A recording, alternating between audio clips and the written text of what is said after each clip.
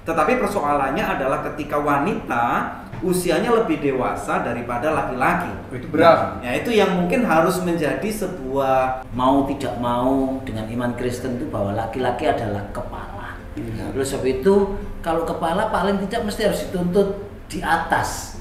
Ada juga istri-istri yang cari suami sebagai pengganti papa. Mau nggak mau kan usianya jadi jauh ini. Karena luka hati itu tidak pernah sembuh, maka dia akan selalu mencari obat terhadap luka hati itu. Sekali lagi bahwa figur yang hilang itu ayah ataupun ibu dalam sebuah pernikahan harus dicari lewat Tuhan.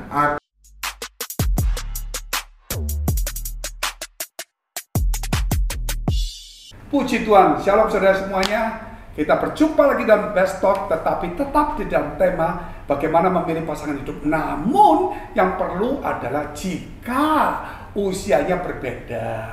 Mungkin kalau laki-laki jauh lebih tua, ya masih oke. Kadang-kadang hanya cuma diomong itu anakmu apa enggak gitu ya. Tetapi yang persoalannya kalau perempuan lebih jauh beda. Nah ini persoalannya. Apapun laki atau perempuan pasti ada positif negatifnya. Kita akan tanya kepada bapak-bapak, pendeta Samuel, pendeta Doni, pendeta Daud, kurang lebih perbedaan usia yang ideal itu pasangan itu antara laki dan perempuan itu seberapa gitu loh Pak, kurang lebih Pak. Saya punya pengalaman Pak dalam hidup saya. Jujur saja saya ini punya background orang tua yang dalam tanda kutip agak kurang beres begitu. Arti kata bapak saya ini memang zaman dulu masih belum kenal Tuhan sih, memang dia Don Juan begitu loh. Don Juan ya. Iya, Casanova gitu ya. Casanova. Sehingga karena dengan uangnya tapi juga dengan kegantengannya, kalau kegantengannya sih nurun ke saya sih Pak. Ya enggak, Iya. ya saya kira termasuk cukup lumayan lah. Tapi tentang Don Juannya ini di dalam nama Yesus tidak ada dalam hidup saya, karena ketika dia menikah dengan ibu saya, mama saya ini merupakan wanita yang kelima. Wah, kelima ya? Iya, sehingga karena ya macam-macam lah alasan dia waktu dia dulu hidup, dia hanya alasannya karena dengan yang empat dulu dia tidak pernah punya anak laki, katanya begitu. Sehingga dengan istrinya yang terakhir, yang mama saya ini, dapat saya ini satu-satunya anak laki. Tapi usia mereka ini terpaut sangat jauh, 40 tahun terpautnya itu. Sehingga ketika ini terjadi, tadinya saya tidak mengerti kenapa sih mama papa ini cekcok terus, kenapa sih kok tidak tahu jalan dengan sinkron gitu. Ketika kerja tidak sinkron, ketika melakukan segala sesuatu, ini rumah tangga itu kayaknya ini saya ini nggak kerasa begitu. Sehingga jujur aja saya ini jadi orang yang besar di jalanan. Lalu ketika saya mengerti tentang firman, saya tahu ternyata mereka memang karena dasar umur saja tidak sama, sehingga cara memandang sesuatu pun pasti juga tidak sama. Usia berapa waktu itu ibunya menikah dan bapaknya menikah? Sang mama saya ini menikah di umur 15, lalu orang tua bapak saya ini umurnya umur 65 begitu. 15 tambah 40 jadi 55 tahun. Sehingga mereka memandang sesuatu jadi kayak anak remaja dengan orang tua memandang di dalam menyelesaikan. Terlalu muda. Dan ya? itu yang akhirnya membuat saya jadi mengerti. Tidak bagus ketika menikah dengan beda umur yang sangat-sangat panjang. Karena saya sendiri mengalaminya. Sehingga menurut saya idealnya umur itu kalau boleh yang laki lebih tua bagus, ya. Yang perempuan lebih muda, tapi jangan terbentang sampai jauh. Paling tidak antara 3 tahun sampai ya 5-6 tahun lah, itu idealnya. Karena biar bisa memandang sesuatu itu dengan kematangan tingkat yang dengan sama. Budaya pendidikannya, ya, dengan tidak culture-nya, dengan latar dunianya ya, betul. dan situasinya gitu ya. Mungkin ada lagi? Ya, buat saya ya memang setuju ya, bahasa komunikasi ketika menjadi penting sebagai perekat dalam sebuah rumah tangga. Ya tentu saja bahasa dan cara berkomunikasi dari kedua pasangan itu paling tidak harus cukup setimpal. Kalau zaman dulu memang pergeseran budayanya masih cukup jauh ya, mungkin butuh waktu satu generasi 40 tahun. Tapi sekarang kan sudah cepat sekali. Saya dulu sempat mewadahi beberapa anak remaja, terpautnya mungkin sekitar 10 tahun masih bisa sama, cukup yang sinkron. Lebih tua 10 tahun. Maksudnya saya dengan beberapa anak remaja, kalau saya bicara dengan mereka, bahasanya masih bisa terpaut. Tapi kalau saya lihat dengan anak muda sekarang, ya sudah jauh. Dan ternyata saya tanya sama adik-adik rohani saya yang lain, bagaimana dengan adik-adik rohani kalian? Jadi sudah generasi ketiga istilahnya. Mereka jawab, ya jangankan saya, jangankan kakak rohani Anda, kita aja yang umur terpaut cuma 10 tahun dengan mereka, ternyata bahasanya sudah berbeda. Ternyata memang terjadi percepatan budaya, perubahan budaya. Istilah-istilah yang mereka gunakan, cara pandang mereka sudah sangat-sangat berbeda. Ya ada istilahnya namanya posmo hari ini, di mana orang melihat segala sesuatu dari begitu banyak angle yang berbeda dan masing-masing bisa merasa benar. Nah, saya bisa pikirkan kalau dalam pertemanan, dalam penggembalaan istilahnya aja ini sudah sulit, apalagi tentu saja dalam sebuah pernikahan. Saya setuju bahwa mungkin kalau disebut rentan umur, kita nggak bisa pastikan dengan pasti harus sekian tahun. Tetapi paling tidak cara kita berkomunikasi, cara kita memandang sesuatu paling tidak masih cukup bisa sama, bisa ngimbang istilahnya. Ada pengimbangan lah ya. Ya paling tidak 5 tahun, 10 tahun saya kurang bisa. Kalau 10 tahun hari ini harus ada maksimalnya. Ya mungkin nggak boleh berlebihan. Kalau berlebihan berarti ada sesuatu yang memang ada sesuatu yang spesial gitu kan. Ya. Contohnya saya lihat kalau memang ada yang kelebihan, contohnya Ruth itu kan sudah janda. Sehingga waktu dia tanya sama Naomi, ya mertuanya ngomong, wis kamu jangan cari yang muda-muda lagi lah, apalagi kamu janda gitu loh. Lebih baik kamu cari yang tua-tua, tapi bukan terlalu tua, supaya bisa menerima kamu, bisa bertanggung jawab, bisa melindungi. Nah itu dari segi karena Ruth ini sudah ada umur juga dan seorang janda juga, dan dia bukan dari bangsa yang sama, sehingga dia harus menempatkan diri kepada orang yang bisa mengalah, mengerti, dan yang lebih dewasa. Padahal Ruth juga dewasa, ya tuh. Tetapi ini kan ceritanya kan tetap tidak terpaut jauh. Banyak sekarang anak-anak muda mau nggak bisa, terutama begini nih kadang-kadang nih. Ini anak-anak yang begitu dia lihat ketua komselnya nih, kan setiap hari ngomong apa atau WA atau musiknya nih, bedanya 15 tahun atau 10 tahun, ini jodoh. Padahal dia itu cuma kelihatan ini wibawanya, karismanya ini loh, sehingga akhirnya dia paksa, bukan cuma bertanggung jawab. Mungkin ada pandangan dari Pak Daud ini? Iya, perbedaan usia memang harus menjadi perhatian bagi kita yang akan memilih pasangan hidup. Nah, pertanyaan yang harus kita jawabkan, bagaimana memilih pasangan hidup ketika ada rentang usia berapa yang kira-kira ideal. Nah, memang kita nggak bisa ngomong sekian dan sekian ya. Kalau perbedaan usianya itu laki-laki lebih dewasa ketimbang dari yang wanita, hal itu tidak menjadi begitu persoalan. Tetapi persoalannya adalah ketika wanita usianya lebih dewasa daripada laki-laki. Itu berat. Ya, itu yang mungkin harus menjadi sebuah pertimbangan, terutama dari sisi laki-laki maupun juga dari sisi perempuan. Sehingga dari pengalaman pribadi saya juga, bahwa usia kalau wanita lebih dewasa jangan lebih dari 3 tahun, ya, harus 3 tahun ke bawah.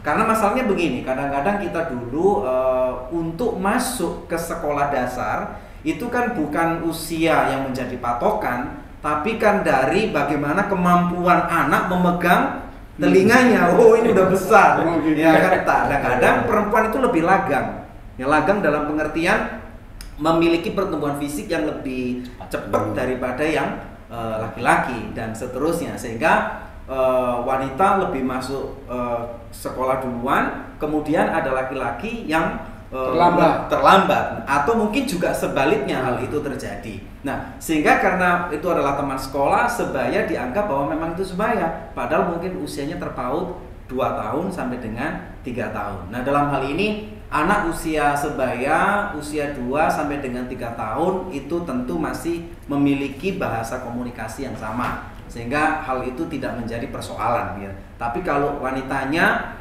usianya lebih dewasa, lebih dari 5 tahun, ini menimbulkan persoalan-persoalan tersendiri. Mengapa? Satu contoh misalnya, ingat bahwa wanita akan lebih cepat dalam usia menopause, ya kan, ketimbang seorang laki-laki. Nah, ini nanti akan ada bahaya-bahaya Di akhir dari kehidupan pernikahan itu.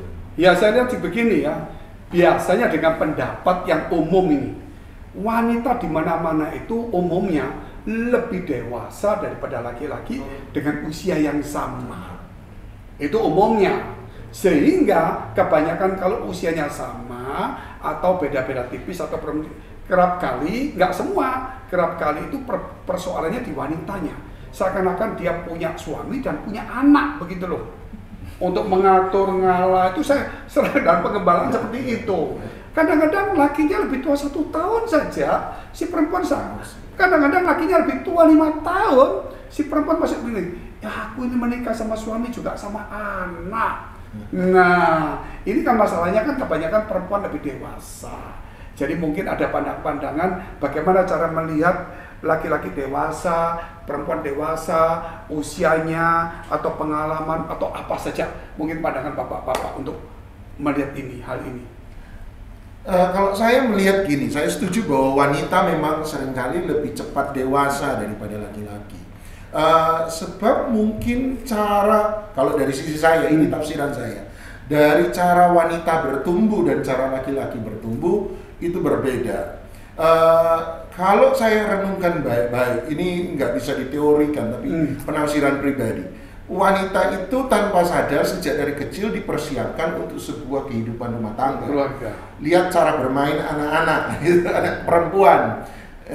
Main ngeteh, atur teh, atur makanan, masak, boneka, di main-mainan. Sementara kalau laki-laki mainannya Rambo, main tembak. Sehingga ketika memasuki sebuah rumah tangga, wanita lebih dewasa secara emosi kalau saya bilang. Secara bagaimana membangun sebuah relationship, wanita akan jauh lebih dewasa, akan jauh lebih siap. Laki-laki saya pikir terlambat ya, bermain-main. Iya. Kalau wanita punya masalah kan kayak boneka, Pak. Serius sudah. Diomongin jangan nakal. Laki-laki kalau punya masalah dalam rumah tangga main Rambo tadi, Pak. Main tembak. Ya, buat saya karena wanita siap di satu sisi dari permainan dia, dari didikan, mereka dipersiapkan tanpa sadar untuk memasuki sebuah kehidupan rumah tangga, sementara laki-laki umumnya tidak pernah dipersiapkan untuk masuk ke situ, sehingga memang akan lebih dewasa wanita kalau saya pikir. Nah, oleh sebab itu buat saya adalah ketika mau bersama-sama, kembali lagi ke pembahasan-pembahasan yang sudah ada sebelumnya, bahwa memang butuh kedua hal ini. Bagaimana menyatukan visi, menyatukan prinsip, menyatukan, dan laki-laki mesti, saya pikir sebagai laki-laki harus mengaku bahwa kita juga harus belajar banyak dalam memperlakukan pasangan kita dalam sebuah pernikahan. Mungkin ada yang lain ini? Saya pikir begitu juga, Pak. Ingat firman Tuhan bahwa mau tidak mau dengan iman Kristen itu bahwa laki-laki adalah kepala.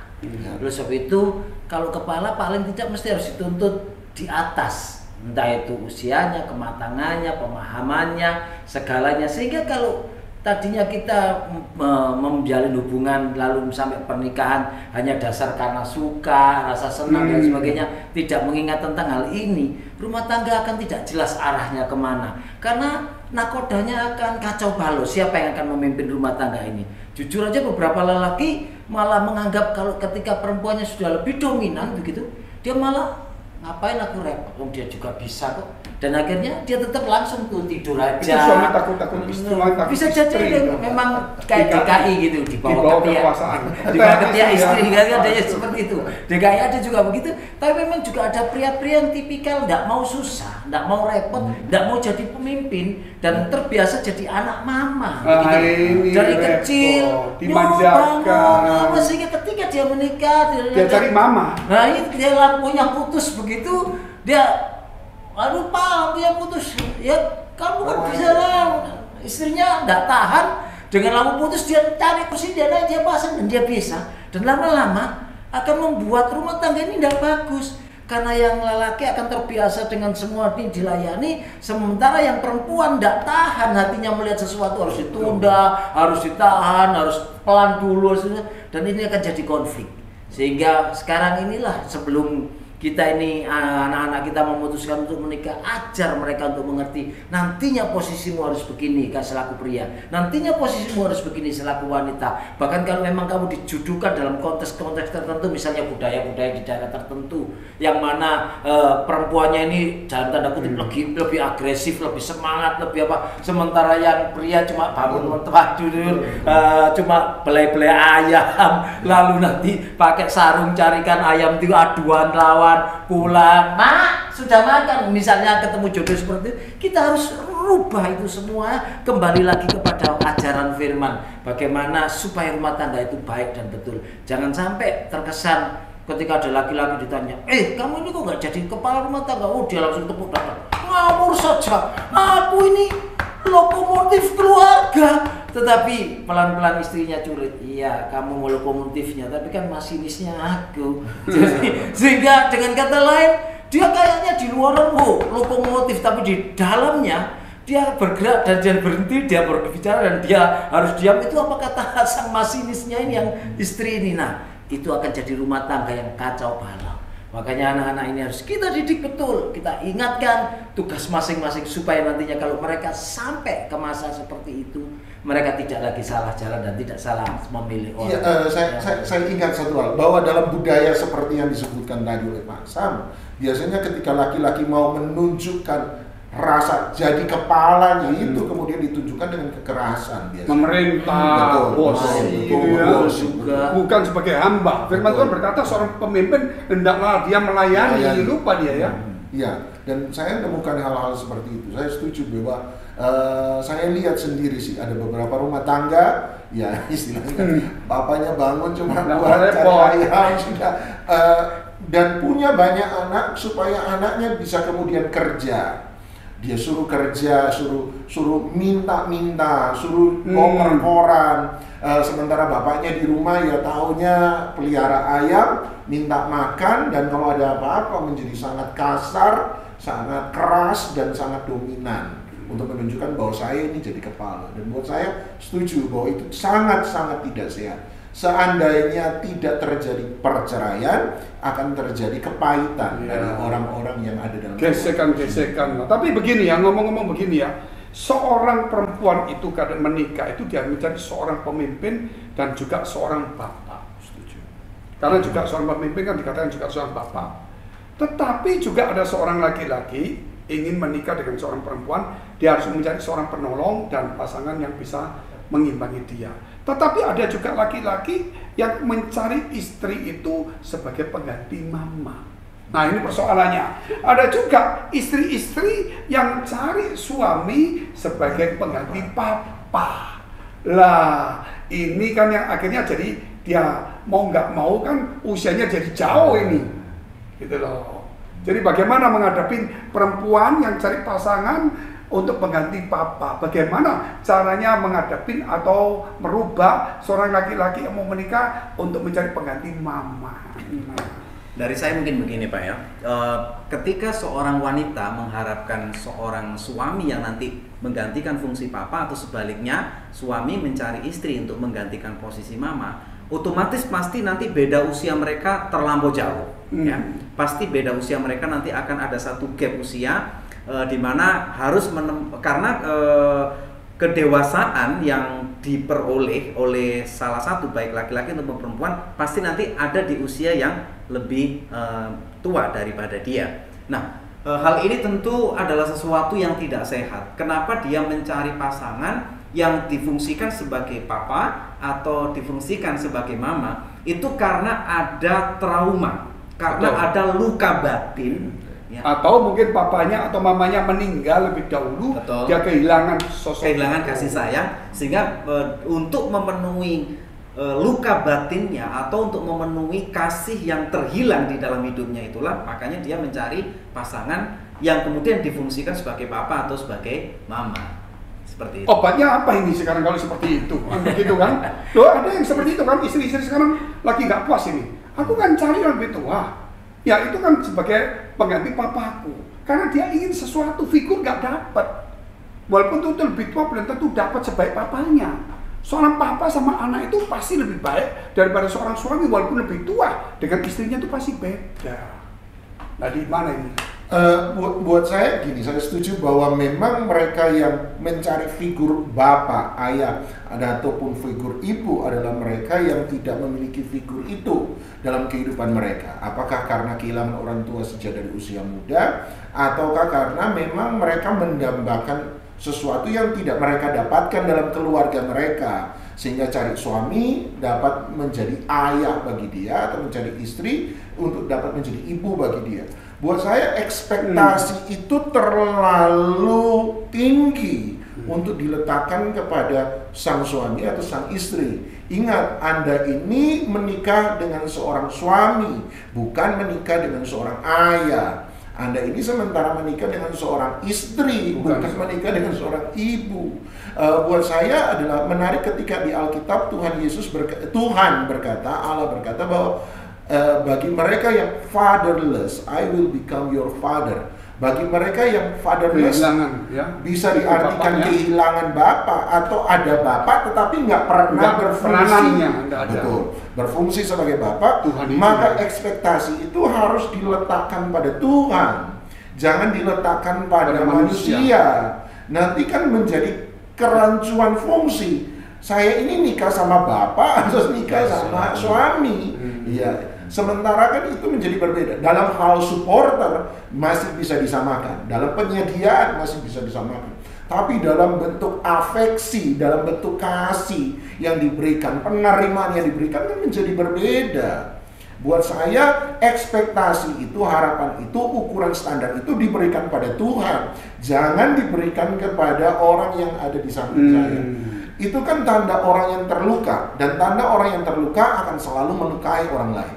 Tanda orang yang kecewa adalah orang itu akan mengecewakan orang lain. Tanda orang yang tersakiti, orang itu akan selalu menyakiti orang lain. Buat saya ketika luka itu tidak disembuhkan, kamu masuk dalam pernikahan, kamu akan melukai juga orang yang ada dalam hubungan yang sama dengan kamu. Nah ini cuma satu aja sebelum kita masuk topik selanjutnya, pertanyaannya. Kurang lebih kalau sudah terlanjur antara perempuan atau laki-laki yang sudah terlanjur menganggap menikah untuk mencari figur mama, papa, bagaimana cara solusi supaya dia mengubah itu semua? Paling tidak begini Pak, kalau kita tahu bahwa itu adalah anak dan menantu kita misalnya begitu ya, kita ini harus selaku orang tua memberitahu mereka bahwa sesungguhnya kalian menikah ini seperti yang Pak Doni tadi ngomong, menikah untuk satu menjadi suami, satu menjadi istri buat kalian berdua. Jangan sampai satu kepingin jadi bapaknya, yang satu kepingin kamu jadi mama. Karena selama itu yang terjadi, itu namanya yang kayak kapan hari kita bahas, itu keegoisan. Itu namanya dia sesungguhnya belum siap menikah, karena dia cuma taunya menuntut orang harus jadi seperti yang dia mau, sementara dia lupa tanggung jawabnya. Dia harus jadi seperti yang dia hanya membutuhkan. Nah, seperti itu. Makanya orang tua sekali lagi harus, kalau dalam hal ini bukan turut campur, tapi paling tidak memberi wawasan lagi. Orang-orang itu dipanggil, anak-anak kita dipanggil, menantu kita juga dipanggil. Kalau anak kita yang salah misalnya karena menuntut suaminya atau istrinya harus menjadi seperti itu, kita kasih tahu mereka tidak bisa seperti itu. Tidak bisa kita jadi, karena kalian menikah itu adalah menikah dengan suami atau dengan istri, tidak dengan orang tua yang seperti tadi. Begitu juga dengan menantu kita. Kalau misalnya menantu lalu akhirnya menganggap ini orang tua kok ikut-ikut, ini orang tua kok pihak ketiga, ya terserah, kita percaya dengan siapa, panggillah menurut mereka setuju dengan siapa, untuk juga menengahi hal seperti ini supaya pandangan-pandangan ini dihapuskan dari pikiran dan hati mereka, supaya mereka bisa menerima pasangannya seperti firman yang ajarkan, yaitu suami dan istri, bukan orang tuanya jadi papanya atau mamanya yang jadi ibunya dalam pernikahan. Ya ini 30 detik tapi belum habis ini. Untuk menutup pertanyaan ini aja, kurang lebih bagi si perempuan istri, bagi si suami ini yang sudah terlanjur menganggap sebagai figur mama dan sebagai papa ini, kurang lebih apa tip apa supaya dia bisa berubah? 30 detik aja, mungkin ada hal tertentu. Saya kembali kepada yang dikatakan Pak Doni tadi ya, harus kemudian memposisikan fungsi dari kasih yang hilang dari bapak itu harus ditemukan dari Tuhan. Dia harus menemukan kasih Bapa dari Allah sendiri. Dia harus menemukan kasih ibu yang hilang dari Tuhan sendiri. Saya pikir itu satu jawaban yang bisa kita miliki untuk mereka yang sekarang ini sedang bergumul dalam persoalan rumah tangga seperti ini. Nah, 30 detik lagi Nah, mungkin. iya, buat saya kembali lagi, selama luka hati itu tidak pernah sembuh, maka dia akan selalu mencari obat terhadap luka hati itu. Sekali lagi bahwa figur yang hilang itu ayah ataupun ibu dalam sebuah pernikahan harus dicari lewat Tuhan, atau kita temukan dari figur bapak rohani atau ibu rohani. Tapi jangan bapak rohani dijadikan suami nanti. Itu lagi nanti. Tumpang tindih nanti. Jadi aduh. Ya itu tadi, orang melihat karisma sebenarnya kan, menganggap bahwa bisa diayomi ya itu. Tapi marilah bangun dalam sebuah hubungan yang sehat buat saya. Apakah salah? Ya buat saya tidak, ketika Paulus sendiri menempatkan diri menjadi bapak rohani bagi keluarga Timotius. Bukan hanya Timotius, tetapi bagi keluarga Timotius, baik Lois maupun Eunike. Jadi buat saya adalah, jadilah Anda harus menemukan itu. Kalau tidak temukan dari bapak jasmani, Anda harus bisa menemukan paling tidak dari bapak rohani.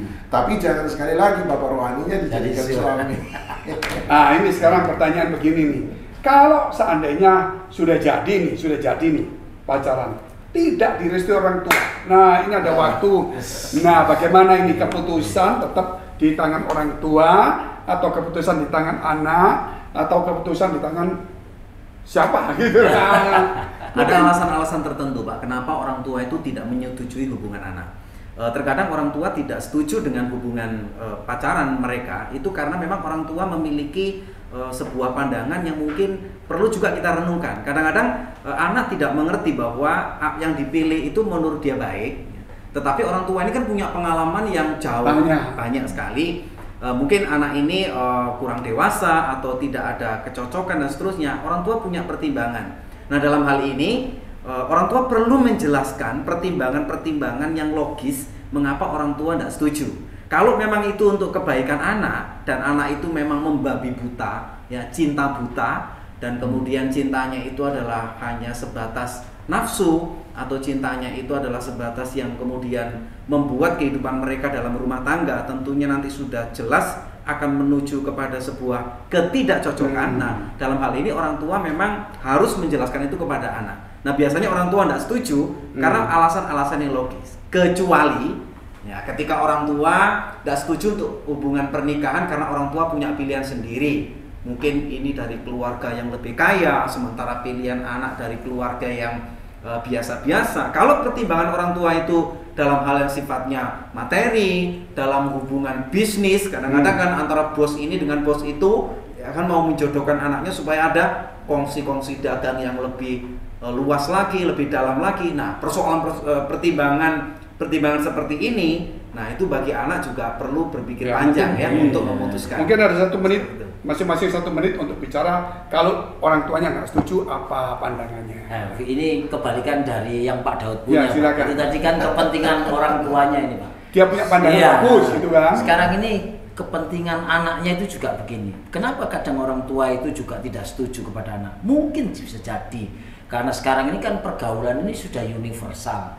Bahkan agama yang dalam hal ini diyakini dengan keyakinan itu sudah bukan sesuatu yang diperhatikan lagi oleh generasi zaman sekarang ini, karena mereka menganggap bahwa toh agama itu sama, buktinya orang agama ini yang melakukan ini, orang agama itu, sehingga anak tidak lagi melakukan itu. Tapi buat orang tua ini sesuatu yang urgent loh, sehingga ketika dia tahu anaknya sudah mulai dekat-dekat dengan orang yang tidak seiman dengan dia, mungkin orang tua sudah mulai pasang kayak tembok-tembok gitu, tutup diri supaya anaknya mengerti. Tetapi kalau sampai titik tertentu dan anak itu tetap tidak peduli dengan orang tua tetap harus gariskan begini. Nah, kamu harus tahu, mulai kecil sampai dewasa sebelum kau kenal dia, kamu di bawah tanganku untuk kamu tak kenalkan kepada pencipta langit dan bumi yang sesungguhnya. Tetapi kenapa kok di dalam memilih pasangan, lalu kalau misalnya anaknya mengerti, puji Tuhan. Tapi kalau sampai anaknya tidak mengerti satu hal, anak itu dalam arti kata tanda kutip kita serahkan ke Tuhan supaya Tuhan didik, tapi juga kalau tetap paksa, tidak ada cara lain. Kita ingat yang namanya anak bungsu minta warisan itu kan, bukan berarti orang tua tidak sayang, tapi tetap lepaskan. Dalam arti kata tetap kita nganggap dia anak kita, tetap dia dalam kondisi kita pantau, kita tunggu, doakan dan biarkan dia ini belajar lewat situasi, lewat keadaan, lewat segala hal. Dan mohon belas kasihan Tuhan juga supaya anak ini diberi kesempatan untuk dia biar balik, Pak. Karena kan tidak ada cara lain kalau misalnya kita tetap protek terus kita tahan, ada macam-macam sekarang ini resiko. Bisa dia bunuh diri, bisa dia dalam tanda kutip pergi tanpa pamit alias minggat, lalu juga dia bisa berubah pikiran dan atau tidak mau menikah, gitu kan, menutup dirinya, balas dendam. Mungkin 1 menit lagi, Pak. Kita waktu. Ya, saya setuju sudah. Mungkin dari sisi anak aja, mengingatkan mulai dari sisi anak bahwa makanya tadi jangan masuk dalam sebuah hubungan dengan seseorang sebelum kamu menemukan sebenarnya persetujuan dari Tuhan atau sebenarnya dari orang tua. Jadi sebelum mulai biarlah calon pacar dikenalkan orang tua, betul, atau pacaran sama orang tua. Itu ya. Bilang aja, you already win my heart. Now it's time for you to win my parents. Kamu udah dapat hati saya, tapi kamu mesti dapat hati orang tua saya juga. Betul. Supaya ada restunya turun. Iya. Ya inilah saudara-saudara, waktunya saya habis kali ini. Besok kita akan berjumpa lagi. Tapi ingat saudara, bahwa seorang tua itu pun dia dititipi oleh Tuhan, anaknya itu untuk bertanggung jawab. Tanggung jawab apa yang terbaik? Ada yang pakai dengan cara kekerasan, ada dengan cara pencegahan, walaupun keras itu tidak baik, mungkin tidak bisa. Ada yang lebih ideal. Tetaplah percaya, serahkan kepada Tuhan. Dan lebih banyak anak-anak muda berkata begini, love is blind. Cinta itu buta, tadi dikatakan demikian. Tapi buta kok bisa pilih orang? Jadi bukan buta. Jadi kalau ada seorang yang menikah karena mencari figur bapak atau anak, ingat satu, dirubah. Jangan cuma cari figur bapak atau figur mama, tetapi jadikan dirimu sebagai seorang figur istri atau suami. Dan jangan mencari kebutuhan dari kasih sayang papa yang hilang atau kasih sayang mama yang hilang, tetapi bertanggung jawablah sebagai istri dan suami. Sampai jumpa. Tuhan Yesus memberkati.